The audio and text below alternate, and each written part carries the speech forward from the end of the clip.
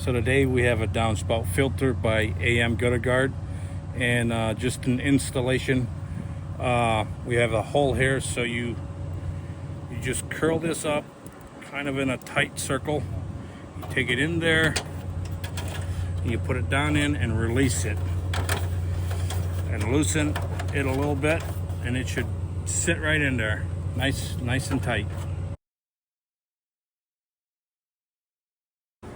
Okay, we've got the downspout filter here, and what we're showing you is how to expand it if this size is not big enough. This should do most 3x4 downspouts, including the 4-inch round, but if it's not big enough, if you have a big gap like that, if you drop it down in, how to expand it.